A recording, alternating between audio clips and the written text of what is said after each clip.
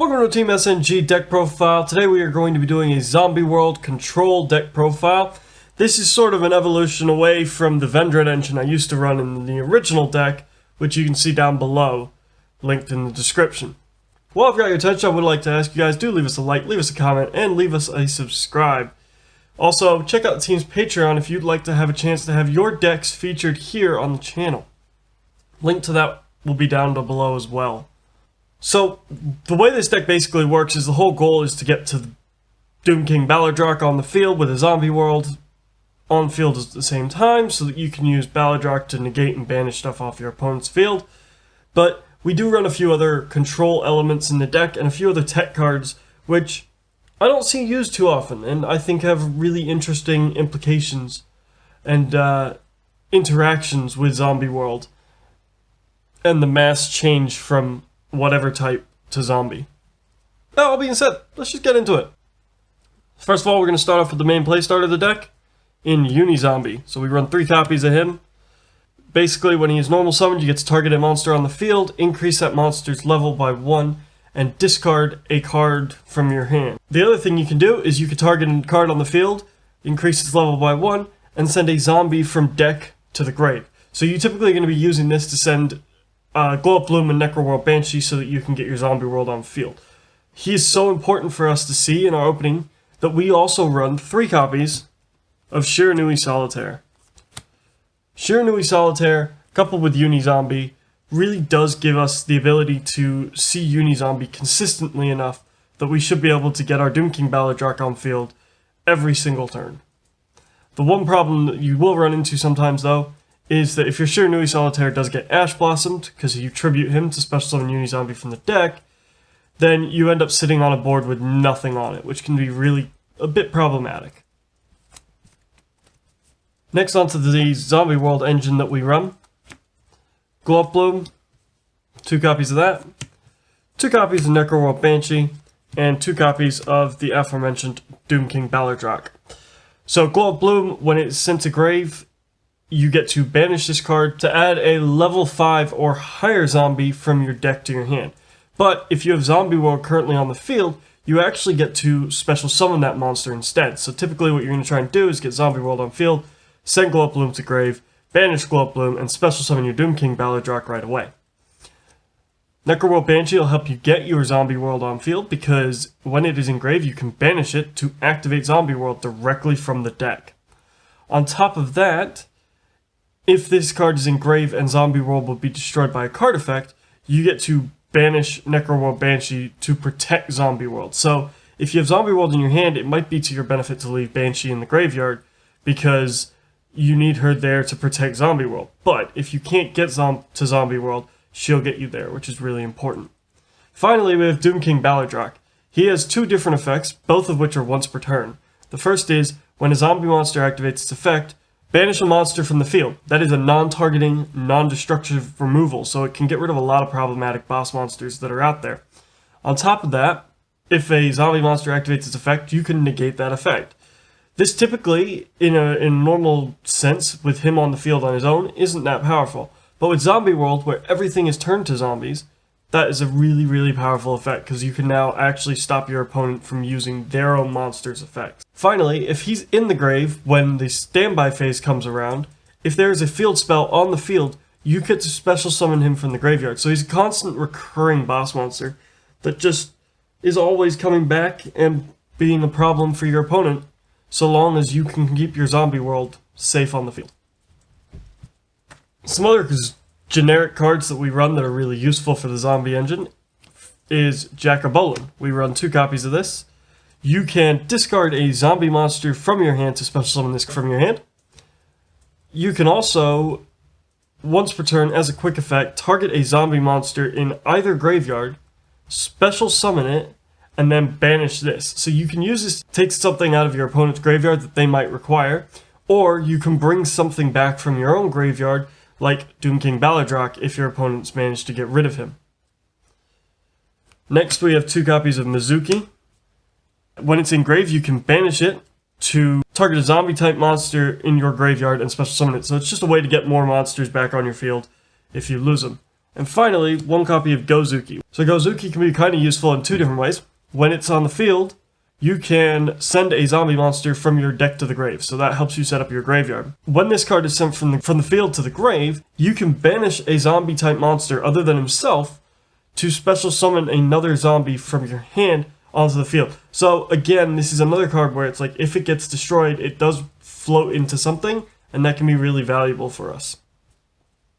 Finally, we run a few tech cards, the first of which is Marionette Might.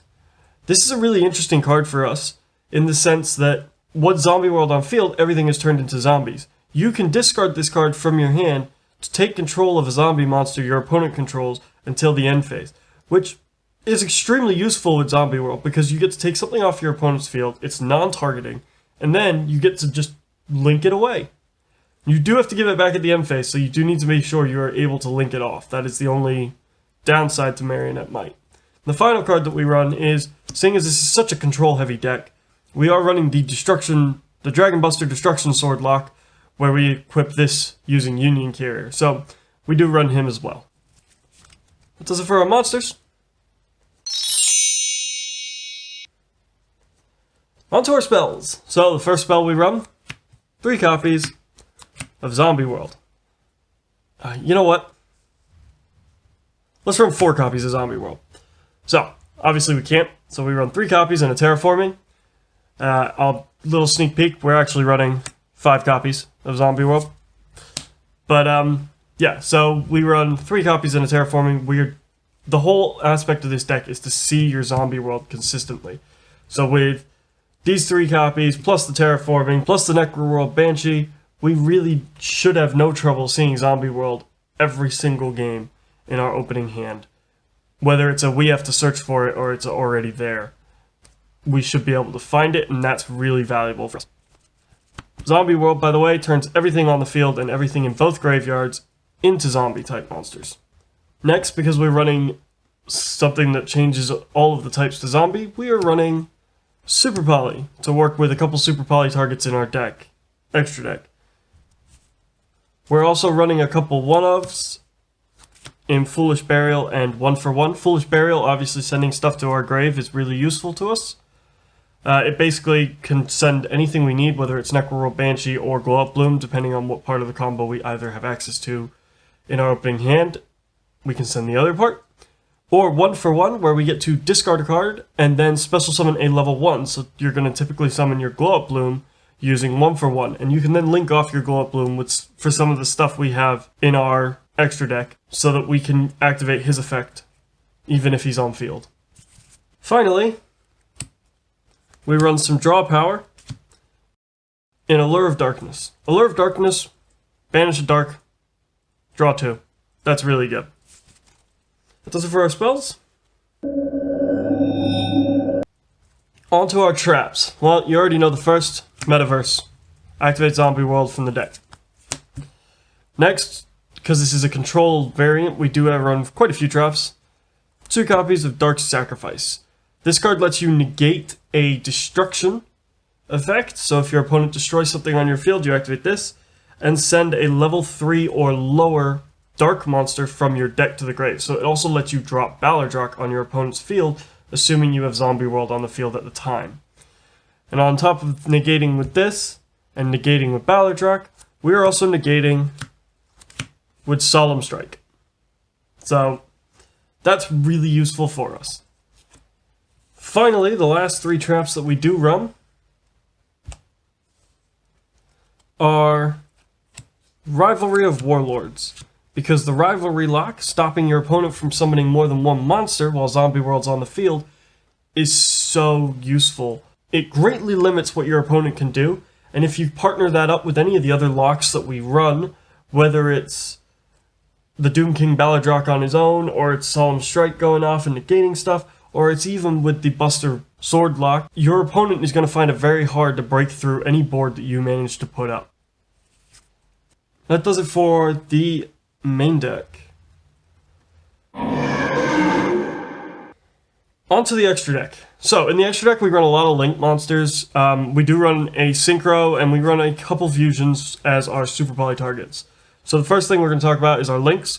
We run 3 Link 1s, in Relinquished Anima, which will let us take something off our opponent's field, Link Karibo, which will protect ourselves, and Salamangreat Almirage. And that's because you don't necessarily know what you're going to end up with as your single monster on field, so this gives us some variety and some options. It helps us set up our graveyard, and that's really the whole reason for it, is if you have 1-for-1, you can put out Glow Up Bloom and link it off for Relinquished Anima or for Link Karibo. And Salamangreat Almirage is just a different option for you to link off your Glow Up Bloom with. As for our Link 2s, we run Avendred Savior. He lets you send a card from the deck to the grave when he is attacked, and then your opponent's monster will lose 200 attack for that monster's level. So if your monster's level 8, they lose 1600, so on and so forth. So that can sort of also help us set up our grave. That's only the real reason we're running this. We also run Vampire Sucker. If a zombie monster is special summoned, you get to draw a card. We run Halqifibrax because Glow Up Bloom is a tuner, so we can go into some Halqifibrax shenanigans with that. We run Union Carrier because once everything is turned to zombies, going into Union Carrier is easy enough, and going into that Buster Lock can be extremely valuable and controlling what our opponent can do. We run Verte Anaconda so we can guarantee that we can see Super Poly if we desperately need it. And finally, we run IP Masquerena, and that's just because it can be useful to go into bigger monsters later in the game, but typically turn 1 you're not going to be going much further than a Link 2. Finally, we run 2 Link 4s in Mech Knight Crusadia Avermax and Yukiona the Absolute Zero Mayakashi. So Crusadia Avermax, everyone knows what it does, can't be targeted for card effects, has to be targeted for attack, and self-honests if it battles a special summon monster, so it becomes a really problematic monster for your opponent to deal with. With Yukiona, it requires 2+ zombies.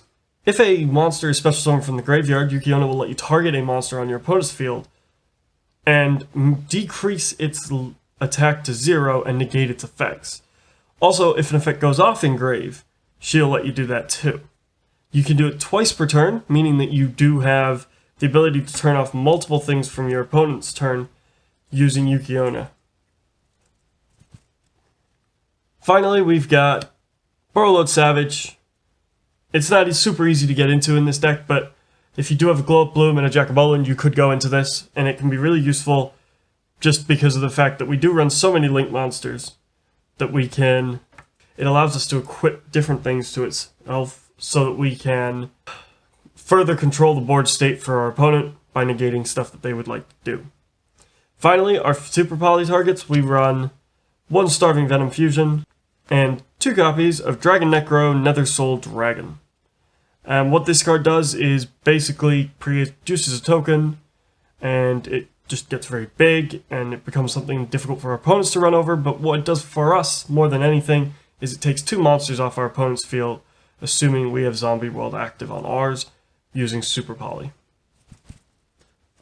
That does it for the deck.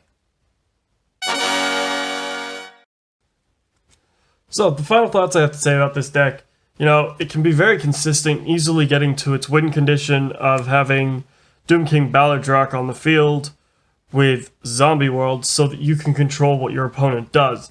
Combining this little interaction with other cards such as the Rivalry of Warlords lock that you can put together with your Zombie World, cards like Super Poly, and other cards like even the Buster Lock, you can certainly control the flow of the game. You can stop your opponent from doing what they'd like to do, and you can continue to build your own board while hindering theirs.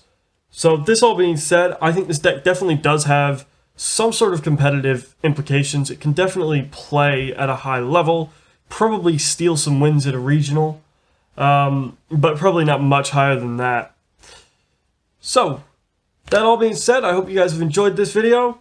Do make sure you leave us a like, comment, and subscribe, and I will see you guys at the next video.